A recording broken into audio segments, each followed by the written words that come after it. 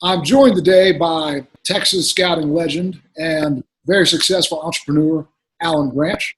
And Mr. Branch, my first question for you is, have you ever had any level of personal experience with either non-violent, unconstitutional police harassment or non-lethal police brutality?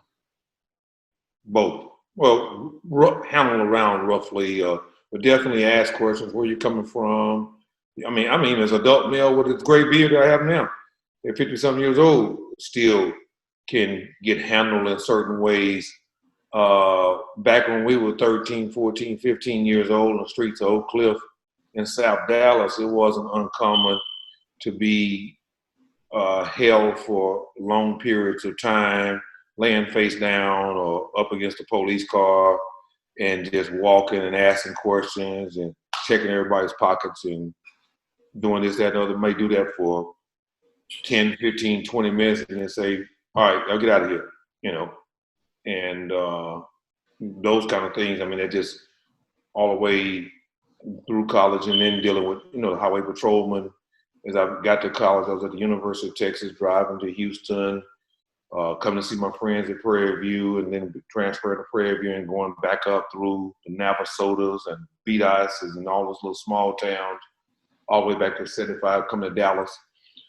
So, I don't want to drag it out, but yeah, I knew that this was a reality probably at 13 years old from being in the park, Lancaster Keys, Oak Cliff, Texas, between Roosevelt and South Oak Cliff High School. Well, and so a couple of things. One, I want to make clear to any white person watching that I never had those experiences. When I was a teenager, my only experience with the police was I was a very lead-footed young man, and sometimes they would get me, doubling the speed limit and write a ticket. I never was walking through my own neighborhood and then found myself face down on the pavement while the police ran my pockets. And so I just want to point out that I never had those experiences. And the other thing is, to any white person watching that wants to say, well, Mr. Branch is in his 50s and he's talking about when he was 13, that was quote unquote a long time ago. Don't forget the first thing he said, which is that still happens today, driving around with my gray beard. So it's very easy for us as white people to want to pretend this is yesterday's problem rather than an active one. And so I wanted to point that out. And my follow-up question, Mr. Branch, is, of your closest circle of black male friends, roughly what percent of them have had experience with, at a minimum, unconstitutional, nonviolent police harassment? I'm not sure if you said close friends or not, but friends, acquaintances. I say 99.9%, like I said earlier off the record. It's kind of like a common thing. If I could meet a black male that I don't know, and for some reason or other, we wind up in the car together for some reason or other, or you drive Uber. When you're a black man and you see the police, you automatically, antennas go up and you start to track their movement to see what their intentions are. And that's two cars totally. Or if you are a pedestrian or in a situation where it doesn't matter. If a pedestrian in a vehicle, both the cop being on foot, you being on foot, no matter where it is, when you see them, you start to evaluate their intentions. Good cop, bad cop. Is he coming back? What's his intentions? I'm not doing anything.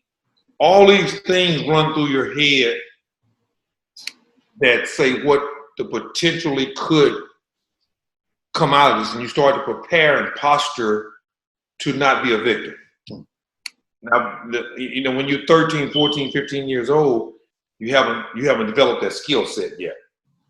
By the time you get into college and start kind of going away from home, you say, wait a minute, this is not going anywhere. This is how you survive. And then you get into your 20s and going into your 30s, and you just understand that, okay, when you're there, this is how you handle them. This is where you keep your hand. Make sure that there will be no mistakes here, and go the extra yard with the yes sir, no sir, Ugh. thank you sir. I mean, just out of your ass, just jumping through hoops to try to, and then a lot of times that will de-escalate that edginess that a lot of them show up at the car or confront you with, black male radio. Oh, okay, he's a little different. Let me tone it down. And then kind of, next thing, sometimes those guys, I can get into a joke with them. If I've noticed an Aggie ring, I tell them about my relationship with Texas A&M. I mean, all those kind of things, that you can use to try to break the ice and say that, hey, we're in a safe place here. I'm not going to do anything to you, and you don't have to worry about doing anything to me. If you need to give me a ticket, you need to give me a ticket. No matter what the circumstance could be, I don't want it to escalate into the things that you see and hear about happen. Well, I want to again talk to the any white people watching, because white people will so often look at a dead black person and say, well, why wasn't he more respectful to the, and you listen to what Mr. Branch was just talking about. Think about this. He's been pulled over by a small town sheriff, because it's not a lot of black people live in that town. He just wants to see what Mr. Branch is up to, right? So, well, that's pulling him over because he's black. That's a Fourth Amendment violation, and one could argue a First Amendment violation as well.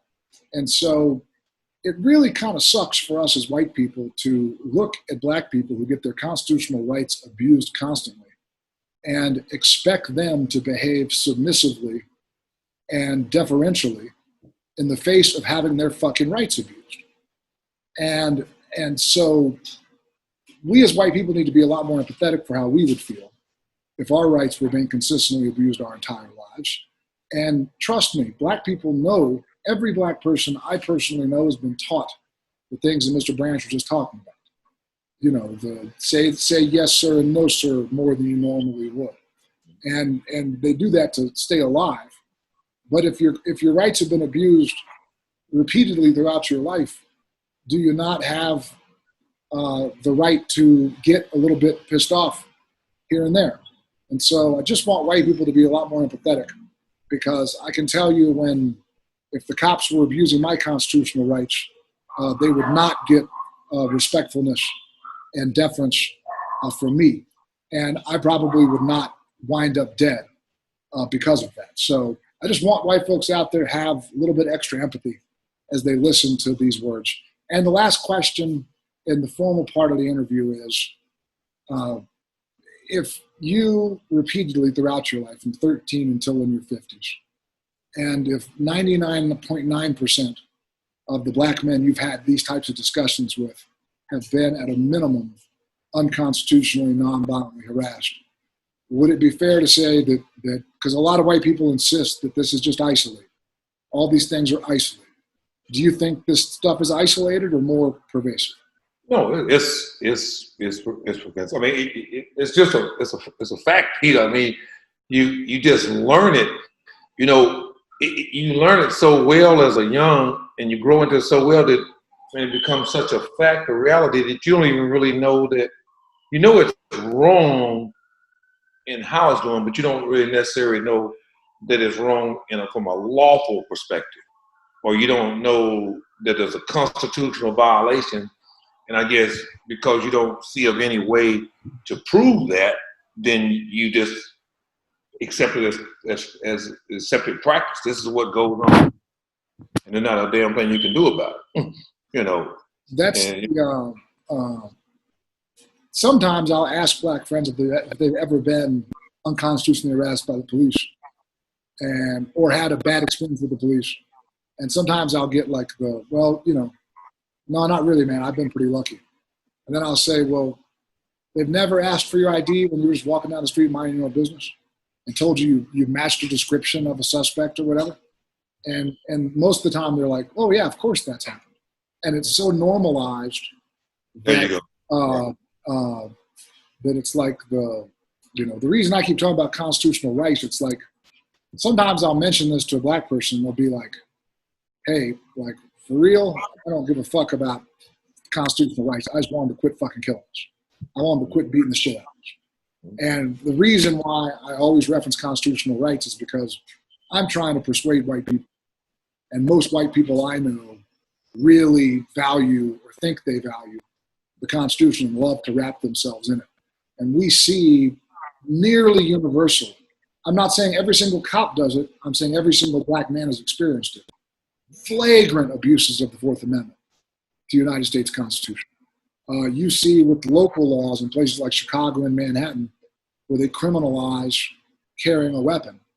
And NRA doesn't say shit because the Second Amendment constitutional right, how the fuck can you bear an arm without carrying it? We're locking black men up for carrying weapons that they lawfully purchased. And the NRA never speaks up for that. And so I've said this before on previous interviews, the Black Lives Matter, that's the most important thing. Black rights matter too. And these two things are connected. As long as black people's rights are going to be systematically abused, we can expect their lives to also matter less than white lives matter. And so, Mr. Branch, that concludes the formal part of the interview, but I want to turn it over to you because you're a fascinating person with an incredibly diverse set of experiences. And so I'm curious if there's anything else that's on your mind. I think the biggest thing that's on my mind is, okay, we look at everything we're talking about are facts. I want to know, why is it so hard for white people to talk about it in a one-on-one situation or in any type of intimate environment? But, the first thing they do is want to say, well, I'm not racist. They go defensive. And they get really awkward about it. What is it that brings them in? And you may not even be qualified to even answer the question, but because we're never going to be able to talk about it as long as they're trying to belittle it and trying to act like it doesn't exist or it's isolated, or whenever we talk about it, there's two things: the avoidance of not being able to communicate and talk about difficult things. I think that's important in any relationship, along with race, marital relationship, friends, whatever. You've got to be able to talk about things that are awkward and uncomfortable, because it's always easy to talk about all the success and all the easy things. So I see this showing in this race relations deal is that everything comes out in a defensive type way. I've had multiple experiences in the last 60 days or so with white males, and some of the younger white males are making statements like, well, just because I'm not doesn't mean it's still not a problem and I don't have a responsibility to that problem. And then I talked to another white male or multiple other white males that's 50 plus, 40 plus, 45 plus on up. Then it turns into, well, it's not that bad. That used to, there's all this navigating around, and they feel like, you have some guys that are just taking a silence mode. Well, when you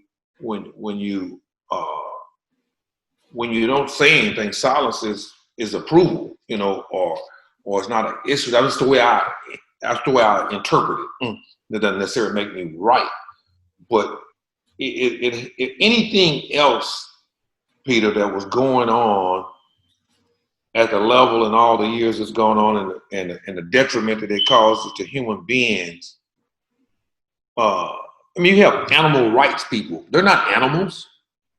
But you don't have any black rights people that aren't black. And honestly, you don't have any. But I'm saying that if people can take a stance on an endangered species or animals being abused or things of this nature happening, and they're real proud of it, and they have commercials and they have group meetings and hold hands and sing kumbaya, but you don't have a true representation of non-black people, that are of a different race saying this is wrong, but you would have it for animals, for animal rights activists. You know, there's not an animal. I mean, animal. Okay, maybe say, okay, the animals can't speak up for themselves. Okay, all right. Well, that's a stance that you're welcome to take. But my point still comes back to it is that as long as the victims are complaining, and the victims are the predominant amount of people that are complaining, and the victims happen to be 10% or less of the population, then how are you going to ever change this situation if you can't get the 90% to take responsibility, whether they are like that or not like that? The mere fact that it's wrong. Like I say, I guarantee you, you know, if you go out, I mean, Michael Vick fought dogs. He went to prison for it. You know, you go out and mistreat an animal and they catch you out and go, you know, white folks will come out the woodworks. How dare you beat that dog like that and do this and do that right there? But if a black man's face down on the hot asphalt concrete in a situation and is getting handled and abused and stuff, and they speed up and drive and look the other way. And I've seen it happen before. It's in Houston, Texas, on Hutchinson Street, right down from Emancipation Park, where they did all the renovations and stuff there in Houston. You know, you and I used to go eat lunch. You weren't too far from me then, when I was living kind of downtownish. And, you know, I saw an unarmed black homeless dude thrown down July, August. You know how hot the asphalt gets in Houston, Texas, or in Texas, period, at 3 o'clock in the afternoon in July, August. And this dude, they holding this dude's face down on that hot asphalt, and he's screaming, "It's hot, it's hot, it's hot." And cops are around. I mean, you see those things. I mean, white cops, that never even came close to making news. That's regular practice. You know what I mean? So I don't know. Maybe I'm rambling a little bit, but the point is, I guess I want to drive home is, until people that is not getting done to see it to be a problem, who happen to be, you know, 90+% of the population, I don't know how far we get with it. Or you just complaining because that was done to y'all. No shit. Yeah, no shit. That's exactly right. But until the people that control the masses of what's going on step into the forefront of things and say this is wrong, just like young Kobe Hoosman made the point, and it's a different thing. You know, I mean, I'll be totally open. Listen to Royce Hoosman talk, who's a little older than me, and listen to young Kobe Hoosman talk, who I had as a GA. I know him totally separate. One's in his probably 26, 27, maybe at the oldest.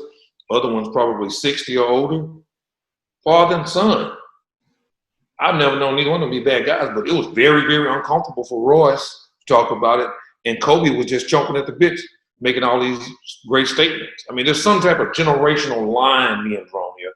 And the unfortunate thing is the white males that are 45 and over are a bigger part of the decision-making process, and the ones that are in the state representatives and the senators and U.S. representatives, people that are in political places to make changes, are closer to being 45 or 50 and older.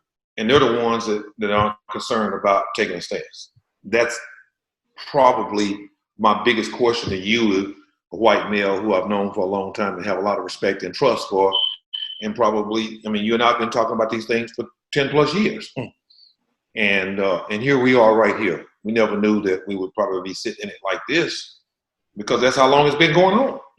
You know, we didn't just start having these conversations, but now we got to have a Zoom meeting and record it and talk about it. And we probably got another, 30 or 40 hours or more already logged on this conversation.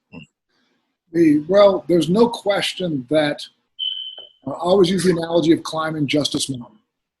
We started at the base of the mountain in 1865 when we ended the practice of enslaving human beings. And we've been climbing Justice Mountain ever since. I think we're about a third of the way to the top. And the reason why the going is so slow is because you've got the older white people yanking on the nation trying to prevent us from climbing. And it really does go back all the way back to slavery. Imagine that you're white and the institution of slavery ends, and so the enslaved human beings on your plantation are now no longer enslaved. Well, do you as a white kid want to look at your parents who were enslavers? Do you want to look at them as evil? That's a hard thing for a kid to look at their own parent and think of evil. So consequently, they continue to justify the practice. And that just, each generation very well put. Very of well white put. people is less awful on this topic. But because nobody wants to take that real awful look at the last generation. So it's potentially toning down. And the other thing, though, is that even though like each generation is on average, there's a scale to racism like any other human attribute. And so each generation, my generation, we probably average out at about a 5, okay, on the 1 to 10 racist scale. Mm-hmm. People who are in there between like 28 and 35, they're more like 4s on average, right? So like the problem is declining with less and less racism. Where the American white people are, even though virtually 100% of us still are racist, I include myself in that. Mm-hmm. It's just that we're not 7s, 8s, 9s. The majority of us are not 7s, 8s, 9s, and 10s anymore. Mm-hmm. Right? The majority of us are we're still in the 4, 5, and 6, what Dr. King would have called the moderate. But so why do white people wind up like this? Brainwashing. Whether it's by our parents or whether it's by society in general. I'll never forget when I was working at Georgia Tech, Katrina hit, and we had a whole bunch of Katrina evacuees living in our gym at Georgia Tech. Pretty cool moment of humanity. They were mostly black, not all, but they were mostly black. Probably 450 out of 500 were black. And the whole school kind of was just doing what we could to try to help. And the Red Cross was there, and it was a pretty cool moment. And there was one black woman who was yelling at everybody and berating everybody and just being, hey, she'd been traumatized, she lost her home. She was still, even with those circumstances, being inappropriate. And she was the only one. The only one. I somehow wound up sort of like helping with like the transportation stuff. And there were a lot of Atlantans showing up saying, I got an extra room, give me 2 people, right? And so I then was doing a lot of those runs. And, there was nothing but love, humanity, gratitude. Like there was one, she was the only one. And I go home and turn on the news that night, and who do you think's the one person they interviewed? The one crazy one? Of course they did. And that was one of those movies, like, in a movie sometimes when someone gets it and they do a quick flashback of 1,000 things that have happened leading up to that. Okay. That was me. And it was like, so why do we wind up this way? Brainwashing. It's brainwashing from previous generations. At the time, I thought that there was some old white man with a cigar saying, I want you to go find the most loud and ignorant black person you can, and let's plaster them all over the TV.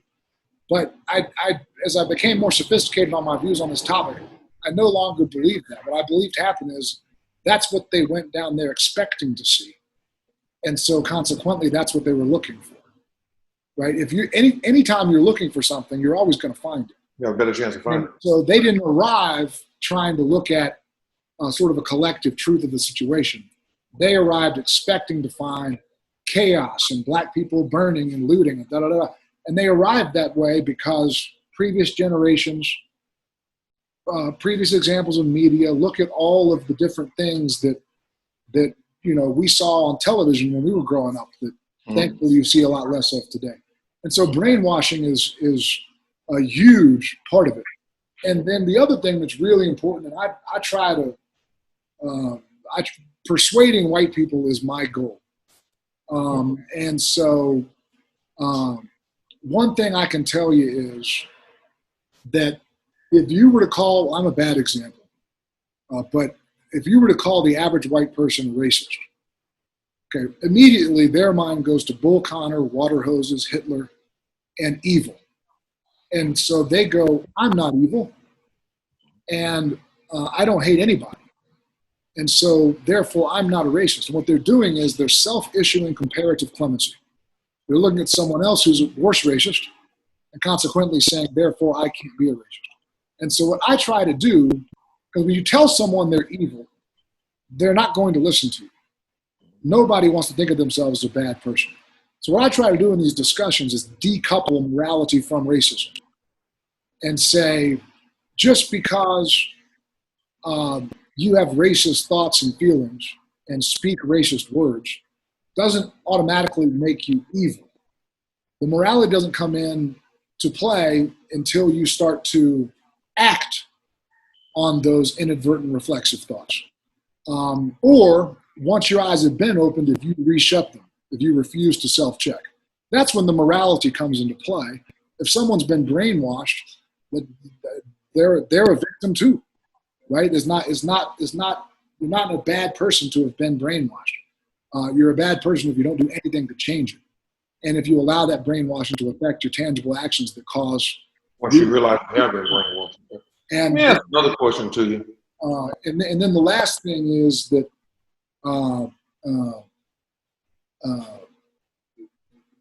same thing with hate. You can absolutely, like, to give an example, okay? When I worked at Skyline with Coach Mayo, a kid was late to practice who was never late. And Coach Mayo said, "Where have you been?" And he said, "Oh, it's CPT, coach." Right? And I was like, what in the world is CPT? And they let me in on the joke, early 2000s, colored people time. Mm-hmm. Or now often people say BPT. Mm-hmm. And this is sort of a little private joke inside of some black communities. Mm-hmm. And well, since then, if I'm meeting a black person for lunch and they're late, I get a little chuckle to myself, CPT. And I remember that moment. But that's not a hateful thing to remember a little inside joke and chuckle. But it is a racist thing. As soon as I associate behavior with race, I'm being a racist. You said that to me like 3-4 years ago, maybe 5 years ago. You made that point, and you're right. But the thing comes down to we all have. I mean, black people are racist. There's certain things that we think about various nationalities that kind of come with their culture or a so-called stereotype. But when the stereotyping and the judging starts to endanger the livelihood or the success or the opportunity of a race, now that's when you hit a line. I mean, I think we all are, as human beings, our brains operate where when it gets cloudy, it rains. In July, it's really, really hot. In December and January, we know it's a great chance that there may be ice and maybe really cold. Those are kind of like stereotypic, judgmental type things that we, as human beings, we're kind of victims of just because that's the way we're wired. But the thing I have is when you start to endanger the livelihood or endanger a human being or endanger opportunities or take away opportunities or doing these things based on the fact that, well, there's not enough to go around. So the first people we're going to deprive are going to be the black people. We're only going to let one black person come through the process and we'll push the rest of them back. And I often fear from a economic perspective or a social economic perspective in society, it's very convenient to suppress black people. You eliminate one more mouth to feed. You eliminate one more group or one more talent to be accountable. So I came up in the black quarterback days. When in 70, I idolized Congress Holloway and Warren Moon and those guys because we were all trying to figure out how. And I shouldn't say we all, but us as young black quarterbacks, we were all trying to figure out how we were going to continue to play quarterback into college. If we didn't go somewhere where they ran the option. So I mean, you get those letters. What other position do you play? It was just, then I learned as I got older that the brain trust of football between the quarterback, the center, and the middle linebacker had something that had been institutionalized in the football for a long time. These are the places where you eliminate, because this is where the brain trust of everything that takes place. All the reads and all the decision making is here. Is that symbolic? Is that racist? I mean, what is that? You start learning. I mean, as a freshman at the University of Texas, there was a bomb threat in the fall of 1981. If Dunny Little started at quarterback. So I mean, and I'm not 1,000 years old. I'm pretty old, but I'm not 1,000 years old. It's not like you're sitting here talking to Coach Raveling or Coach Richardson, one of those guys that went through a whole lot of stuff. You're talking about a guy that graduated from high school in 1981 that saw all of these things, move along in the way that they did. But you wonder. Two things I wonder about racism. I wonder why it's strong enough to hurt a human being. I mean, physically hurt a human being. The other thing is there a innate fear from white people of not wanting to have to compete with black people on an equal playing field? And I mean ground, not necessarily sports, but in any business, economics, politically, anywhere. Is this a way to eliminate some of the competitors in the situation? Is that why racism is so driven? I mean, because you got to realize, man, white folks got a long ways down the economic process and established a whole lot of wealth through free labor. How many businesses have had the luxury of free labor since slavery? And I mean, you take labor out of any process, any business model, and you automatically your margins go up like crazy. And then even after Emancipation Proclamation, slaves had nowhere to go. How much different was sharecropping? Sharecropping doesn't mean that you could come and go as long as you got your work done, but you still weren't making any money. You weren't able to establish any wealth. So I guess I look at the economic side of it too. Those are the two things I guess that I say watching. Well, so a couple of things. One, you're absolutely right that institutional racism is the bigger problem than individual racism, right? And it's the systemic things that are harming lives. That's a great better word. More so than individual thoughts or feelings. There's no doubt about that. The problem is that these things can't be decoupled. Because, for example, if you read the Montgomery GI Bill, the World War II era Montgomery GI Bill, that was a racially neutral bill. The problem is that the white bankers and the white employers didn't implement it well in a racially neutral way because they didn't feel like it.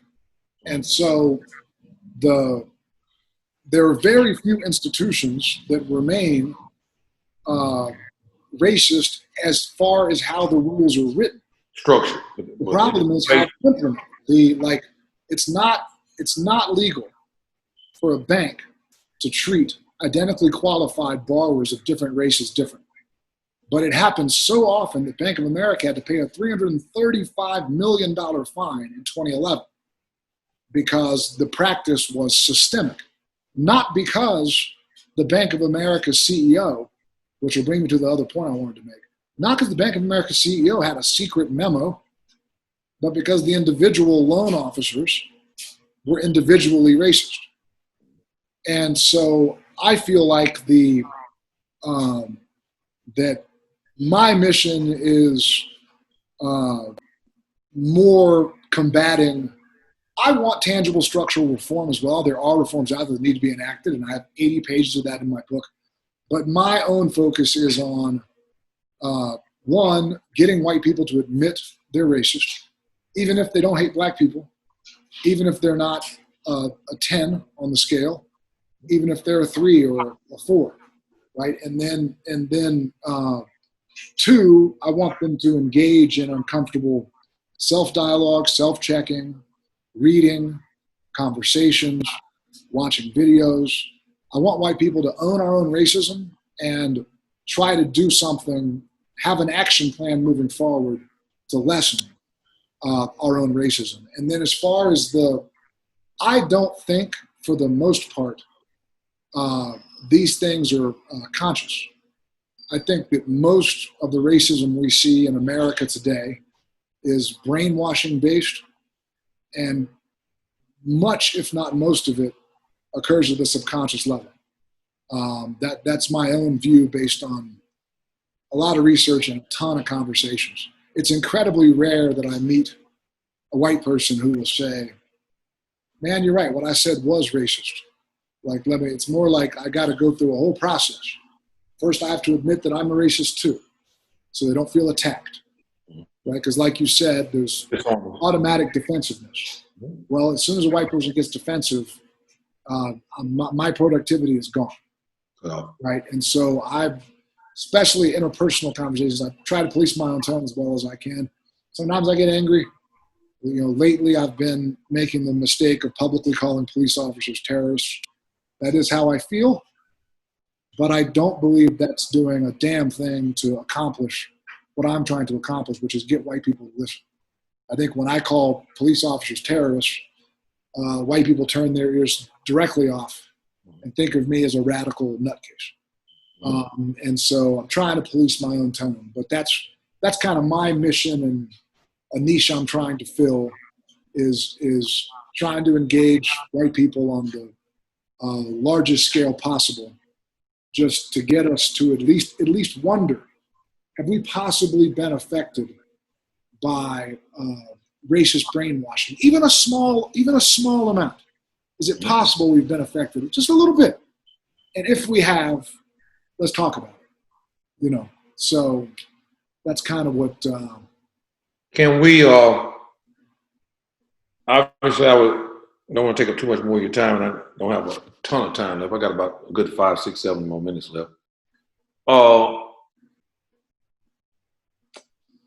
Obviously, I want to lean towards basketball, but it's across the board. Black head coaches, NFL,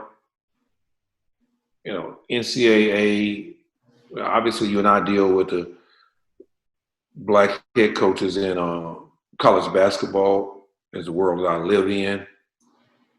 As long as the people making the decisions don't look like us, is there any possible way to change who gets opportunities?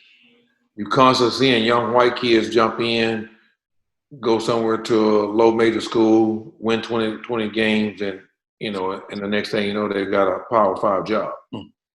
Yeah, and I'm not knocking that. It's the fact that you got black guys that never get the job, and then it's like Coach told me, can't call his name. You have the golden handcuffs that were put on, so he can't even afford to get a job. And you say, what does that mean? We're going to pay him as assistant so much to do his job that he'll never be able to take a low major job. You have Chris Crutchfield that left a $450,000, $500,000 job at the University of Arkansas to go take a Division II head job at about $70,000 a year, because that was the only way he's going to get a chance. And at the age he was never going to have a chance if he didn't do that. Any thoughts? You ever recognize this or have any feedback or feelings or thoughts about that? Well, one, we obviously need to eliminate tokenism in college athletics administration and university administration. University will have a VP in charge of diversity and inclusion who's black, and that's it. And then an athletic department a lot of times will have one assistant AD who's black. And so, for example, it is Well, you know, you've been there. It is damn hard for one black person to speak up on behalf of black people to 10 white people. They're the only one in the room. Virtually impossible. And so that's the reason why the conviction rate on juries with a black defendant and one black juror is 99%. With 3 or more black jurors, it is 93%. Wow. So it's not that black people want dangerous black criminals on the street. Like a lot of white people think that a black juror is going to let a black guy go no matter what. That's not true at all. But when a jury has 3 or more black people, then collectively they can say, now, wait a minute. It's supposed to be beyond reasonable doubt. Like you look at the OJ case, white people were so mad. Well, that jury had, I think, 5 black people on it. And they say, now, wait a minute. A racist cop is caught using the N-word, lies about it. That's the cop that scaled the fence to help OJ. And there's one glove found in the backyard, but not the other glove. Like a racist scales the fence with no warrant, and then a piece of evidence shows up that doesn't make any sense. They're right. There weren't 2 gloves back there. And if that's not reasonable doubt, I don't know what is. Well, if 5 black people look at white people and point this out, the white people can be like, well, yeah, I guess that, like, damn, that does make sense. Much harder for one black person to be convinced. Because like we talked about earlier with the reflexive disbelief. As a high school kid, I was already on my way to being a decent-ish white ally by the time I was in high school. Because I fell in love with hoops in '88, so I started to interact with enough black people. And it really breaks my heart when I encounter basketball white people who are racist. Because it's like, man, come on. And I mean, like, again, I think everybody is, including me, but I mean, like, they're like a 5 or a 6 on the racism. Like, how can you not, like, and those people mean, like, they're deniers. They're what I call racial doubting Thomases. You say I've been pulled over 12 times, I wasn't speeding. You sure you won't go on a couple miles an hour over? You know, like you sure? Like, what, you tagged one out, but nothing. And that's how I was. I mean, there's a certain time of night as a black male. It's somewhere around 10:30, 11:30ish, going towards midnight. If you're a black male, you can be driving. I could take you out with me. You can be driving the speed limit, and if that's why we try to stay on freeways, because they can't tell if you're black or white. When you get on the boulevards and start stopping at red lights, they get just to draw focus on you. When they see you and you're black, then you may not get pulled over, but they're going to make a U-turn, come back and run your tags. And where they would not. So what we do as black men is that we pick our restaurants and the places we go right next to the access road and onto the freeway. Because the safest place is the freeway. Get on the freeway, don't weave, and drive the speed limit. They'll never just see if you're black or white because you're driving too fast. And the cars are going like that. But when you get on, Hillcroft, and drive down Hillcroft and stop at lights, you can just zoom in, black dude, flip around, come back, ride behind you. That's I can show any white person who doesn't believe that's a fact on any given night at his convenience. I can go take him and let him have that experience. Yeah, well, and that is the reflexive disbelievers are like in that 5 range. That stuff doesn't happen anymore. Oh, come on, you must have been speeding a little bit. And I bet a salary I could show it to him. I look at the 3 out of 12 jurors thing and think that's broadly applicable. I would love for universities to implement policies that when they're hiring coaches in majority black sports, or when they're hiring leaders in departments where revenue is generated by majority black people, a minimum of 25% of the people in the room making the decision need to be black. As long as it's tokenism, we put that one black person in a real jam. Because if they're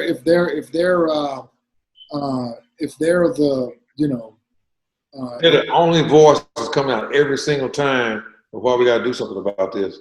Right. And it turns into, he's Malcolm X and he's. So I'd love to see that. I definitely support a Rooney Rule.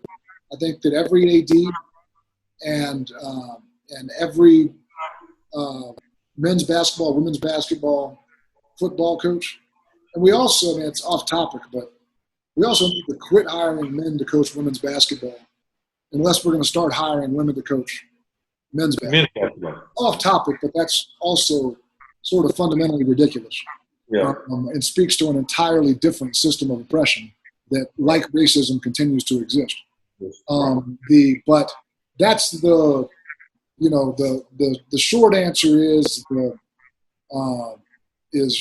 we need to have at least 25% when and the best answers I've heard. Hires that disproportionately affect black student athletes or black students. The at least 1/4 of the people in the room making the decision need to be black, because again, when you have tokenism, you put that one black person in a real pickle, and that applies to search firms, right? Like I think that search firms that are making money on AD hires and football hires and men's basketball hires, I think the search firms should strive to be at a minimum 25% black.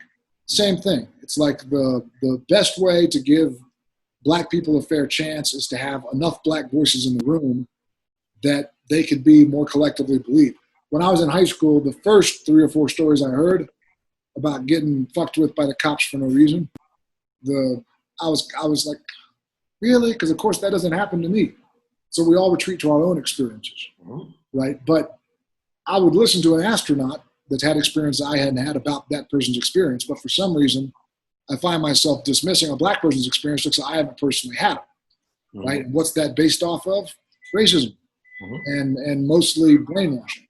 But after hearing a couple more than a couple of these stories, it was like, holy shit.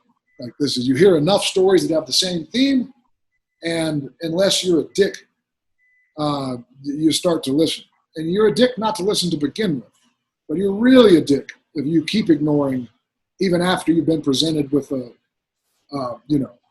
my last question to you, and I've known you for a long time, Peter.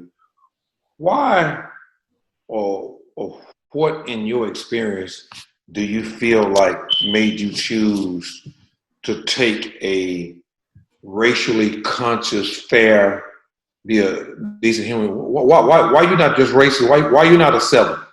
I mean, you're old enough to be a 7. Basketball. Up until '88, I was a 7, telling terrible jokes, laughing at terrible jokes, never correcting someone for how terrible they were. And then basketball. And so like this is again what I was talking about earlier, like it's why it's so heartbreaking to me when basketball white people are still 5s and 6s and some worse. And it's like how can you still feel this way? Basketball brought us together. When we first met, I was probably about a 3. Now I think I'm down at about a 1.5. And so how did I get there? Well, thank you for helping to educate me. And a variety of other conversations. And by the time we met, I was a 3. So the conversations weren't uncomfortable. When you were educating me, or in some cases redirecting me, it wasn't hurtful. I never felt defensive. But on my way from a 6.5 or maybe a 7 to a 3, before we met each other, a lot of those conversations were uncomfortable as shit. And I think that if I had 2 black friends instead of a lot more than that, and so I was hearing it just from 1 or 2 points instead of from a variety of points, I think it was just the fact that through hoops, I was a lot more immersed on the topic of black relationships than most people. And I'm very blessed that I had a young white girl tell me the other day, and it was really cool because I think she's more radical than I am on the topic of racial justice. And we don't just need allies, we need radicals. We need people who are willing to fight. Like one of my friends was down actually blocking 75-85, a white guy in Atlanta.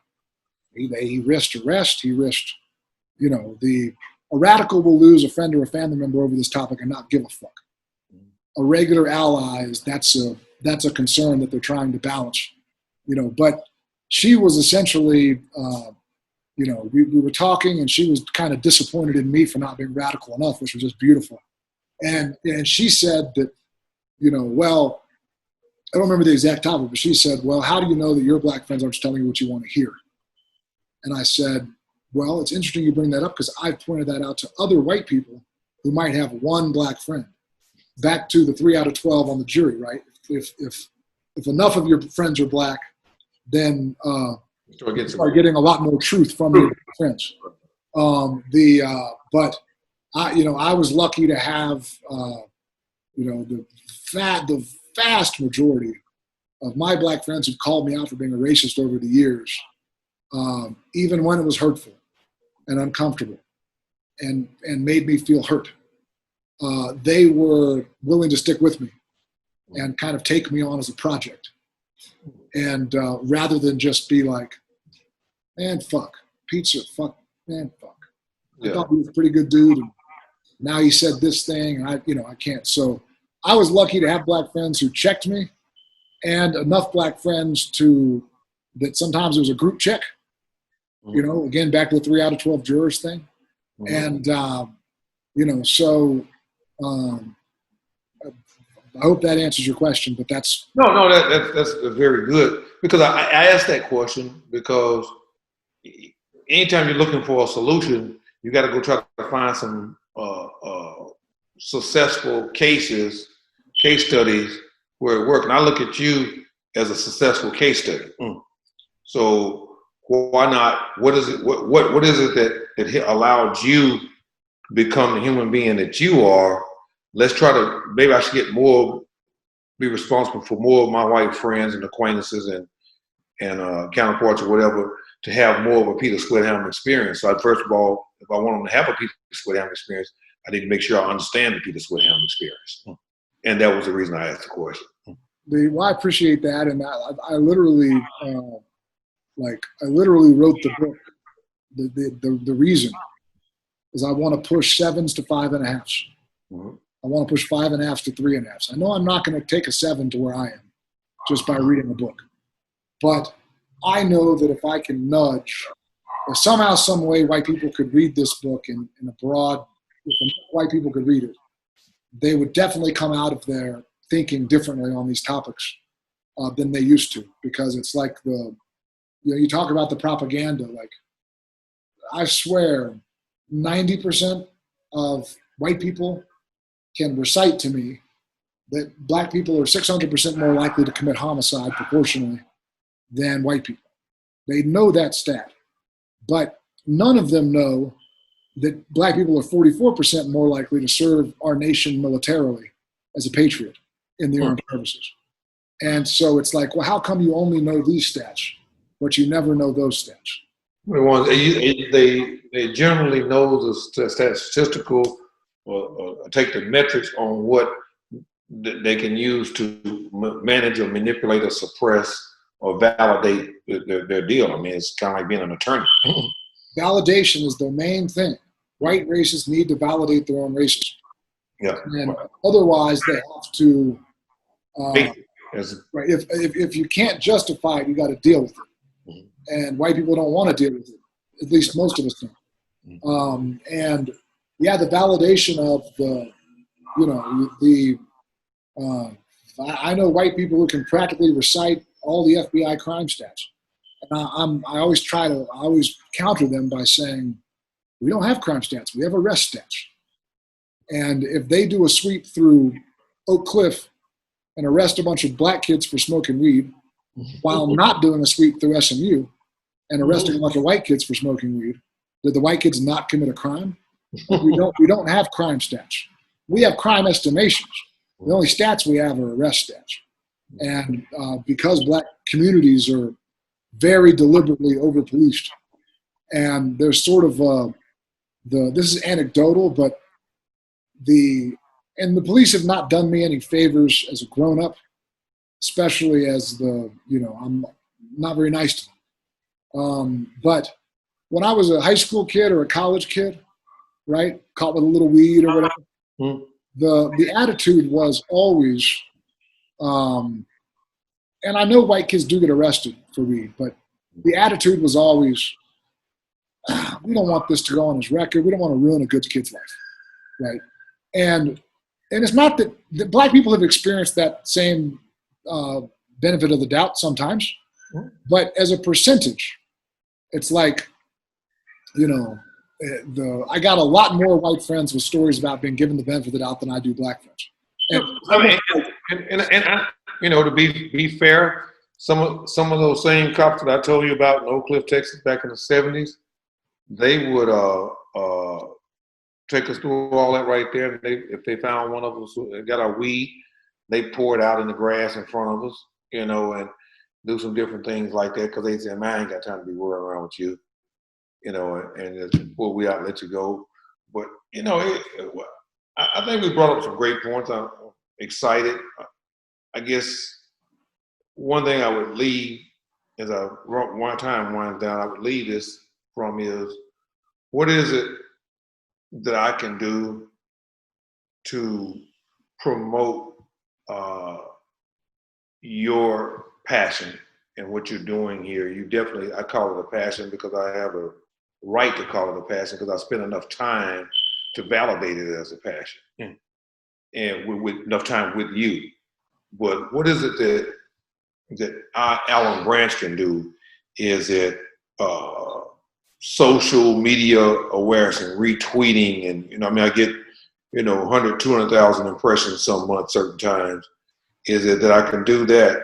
Or you know, what can I be a part of that would help promote, to get these people to read your book? I mean, obviously it's going to make you successful, but it's going to have a chance. There's nothing wrong with making you successful because you're my friend. But even bigger than that part is making you successful from the perspective of you in a situation where now you have the ability to help all these other people, or you have the ability to have an impact on all these other people. Because I mean, you have your book and you're writing, you're doing what you're doing. If you had to guess, if 100 people at the racist level at 45 years old, at the racist level of a 7, read your book, where would they leave your book at? I really think the majority of them would move down at least to a 6, just off reading the book. Just off reading the book, right? Only because my tone strategically is I do not attack white racists in the book, even though sometimes I get angry, and I do. But I've noticed again and again and again and again and again that when I attack a white racist or make a white racist feel attacked, I shut the conversation down. I don't do any fucking good. All over it. And so, you know, in my book, I make a variety of concessions. I don't run away from the 600% disproportional homicide rate. I don't run away from that. We discuss it. Mm-hmm. A lot of white racists will say, well, black people are racist too. I don't run away from that either. You said that earlier yourself, but what you also said, and which the book makes rather clear, is that that individual racism doesn't harm people on a mass scale until the individual is in a position of authority. That's correct. And way more white people are in positions of authority. And so, but I make that concession. I concede that, and I make the concession that I even make the point, and I can intellectually justify everything I write, but the tone and some of the examples are strategic, because I need white racists to be able to get through the book and keep turning the page. And so I talk about, you saw a lot of people after Trump's election talk about how if you voted for Trump, either you're a racist or you think that being a racist is not a disqualifier to be president. Okay, and so what I talked about in the book is I said, look, number one, do I think Donald Trump's a racist? Yes. Let's just be very clear. We've never had a white president who wasn't. And so Hillary Clinton is a documented racist, right? She stumped for the crime bill, calling young black males super predators. This is not racially neutral language. That was not a racially neutral bill. So I would say that if you vote for Hillary Clinton, either you're a racist or you think that being a racist is not a disqualifier to be president, right? And so, and by the way, this is true. Now, by the time Trump's gone, he will have lapped the Clintons probably several times. It's true that at the time of the election, the Clintons, which includes Hillary, because again, she stuck for this shit, the Clintons had tangibly harmed millions of black people. Trump had tangibly harmed thousands. Now, that's just a fact. Now, as far as what they planned to do when they got into office. But anyway, the point being that I have things like that in the book because I don't want to argue. If you tell a Trump voter, Trump's a racist and Hillary's not, well, again, they're not going to get to the second page. Yeah, you lose them right there. And so there's a lot of my very liberal right friends have been upset with me in the book because I talk about You strategically massage them into continuously staying in the shower and not coming out. Correct.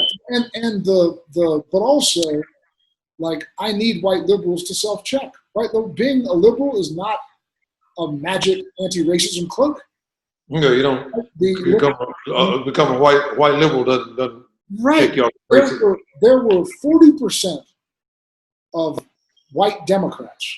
Now, I think right now, because of what's happening in our nation, there would be a very different poll. But it might go back to being the poll I saw in 6 months, right? But 2 years ago, I'm pretty sure it was a Pew poll. It was, I believe, 38% of white Democrats opposed removing statues to Confederate traitors. And that's 38% of white Democrats. Now, with Republicans, it was like 84% opposed removing. I was surprised 16% of Republicans supported removing them, frankly. I was not terribly surprised. I was very disappointed to know that white liberals were against removing them at a 38% clip, right? And so one of the problems we have is that, like, the northern states insist it's a southern problem. Well, unless NYPD and the Chicago Police Department are only recruiting from Mississippi and Alabama, you're out of your motherfucking mind. You think this is a regional problem. And same thing with political. It's not a political problem. Look at what percentage of white Democrats in Congress favor reparations. Exactly right. It's like fucking 10%. And by the way, it's not geographical. It's not partisan. It's not geographical. It's fucking national. Boston, I always said, Boston is a long ways away from Mississippi to be as racist of a place as it is. Correct. So there you go. That nips your geographical thing right in the bud right there. And that also goes to the self-issue comparative clemency. We're not racist in California. That's an Alabama problem, right? And this is white liberals who say, well, we're not the racists. That's the Republicans. Mm-hmm. Like, I like all the right Facebook posts. I'm how can I be racist? Well, when's the last time you were in a mostly black neighborhood after dark? You don't want to go over there because you think it's dangerous. When's the last time you showed up on the first day of protests when a black man's been murdered, unarmed black man's been murdered by the police? You're watching CNN to see if it's violent, right? Because you're associating blackness with violence. Right. Which is what a racist does. Make sure this is safe. So if you're white and you're afraid to go to a protest on the first day, first you want to check it out to make sure it's going to be okay. Well, you're a racist because you're attaching an expectation of violent behavior, which is one of the 4 oldest racist stereotypical tropes against black people. It's violent, sex-crazed, lazy, and stupid.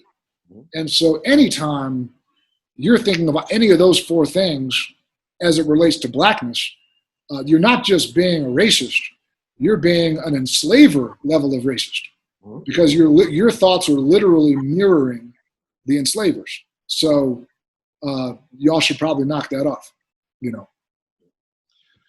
Makes a lot of sense, Peter. As always, man, I just get a huge amount of hope when I talk to you. And for some reason or other, you have, that's why I call it a passion, because you see people and get into these little faddish type deals that they're really on this. And I mean, I got to do the math, but this is what, 2020. Oh man, you've been here for 10, 11 straight years. I mean, I've known you longer than that, but for the last, I would say at least 8, 10. I'm saying more like 2010, 11, 12, right along in there. I mean, you have been just really, really with your sleeves rolled up, and that's how some people go on a diet. I'm going to lose some weight, or I'm going to start working out, and they just kind of fall off. And so I'm impressed that you do. That's why I call it a passion. You haven't fallen off, and we need to do all we can do as a community of human beings to support the Peter Sweat Hams in that process. So thanks for choosing me, and hopefully I gave some information that may help a little bit, but always welcome to come back. Well, I appreciate you helping educate me over the course of the last decade plus, and I appreciate your friendship very much, and I appreciate your kind words. I think that you're a shitty fake ally if you do it for affirmation. It doesn't mean that it doesn't feel good to hear kind words from somebody I respect as much as I respect you. So, my friend, we will talk soon. I appreciate you so very much. All right, man. We gotta go over and get us a good meal over at our favorite spot over there down in Houston one of these days when you get back to the States. Are you in the States now? No, I'm in Mexico. You talking about El Tiempo? El Tiempo, right? Woo-hoo. Yeah. Or in Dallas. Well, the next time we're in each other's neck of the woods, I'm sure we'll get together as we often do. So, I appreciate you, my friend. Be careful, man, and always, there's one of these many communication conduits that we have now away from just reach out if like that to do the help. Appreciate you, brother. Cheers. All right, take care. All right.